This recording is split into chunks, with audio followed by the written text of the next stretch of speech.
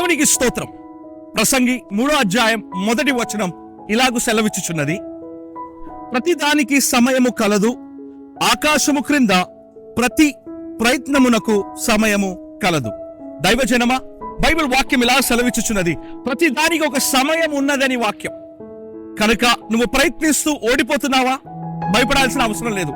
Thomas Alva Edison అని పిలువబడుతున్న ఒక సైంటిస్ట్ ఇంచుమించు 1000 సారి ఓడిపోయి లైట్ను కనబెట్టే విషయంలో ప్రయత్నిస్తూ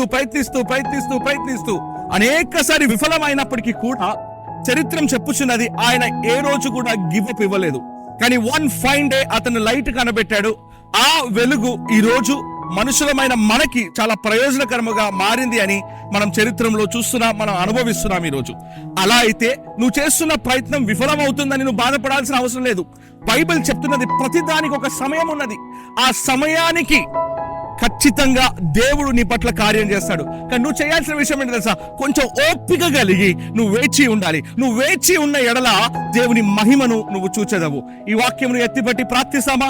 పరిశుద్ధ తండ్రి ప్రభువా, ఈ యొక్క సమయంను బట్టి నీకు స్తోత్రములు తెలియజేస్తున్నాం. ప్రతి దానికి ఒక సమయం ఉన్నదని మేము తెలుసుకున్నాం. పరిశుద్ధాత్మదేవమా, నీవు మా పట్ల చేయబోతున్న కార్యములకై నీకు స్తోత్రం. అలసిపోయామయ్యా, మేము వేచి ఉండి ఉండి ఉండి ఉండి మా పట్ల అద్భుతం జరగట్లేదే అని ప్రభువా మేము కృంగిపోయి ఉన్నాం. కానీ ఈ రోజు ప్రభువా మేము తెలుసుకున్నాం, ప్రతిదానికి ఒక సమయం ఉన్నది. మీరు ఒక సమయమును ప్రభువా మీరు నిర్ణయించున్నారని మేము తెలుసుకున్నాం. ఈ ఒక ఉదయకాలం మా అందరితో నీవు మాట్లాడినందుకు స్తోత్రం.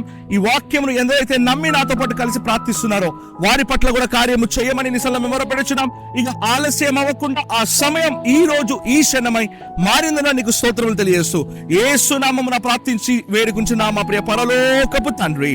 Amen, amen, amen. God bless you. God be with you all. See you back tomorrow morning 7 a.m. అంతవరకు దేవుడు మీకు తోడై ఉండి కాచి నడిపించును గాక. Bye bye.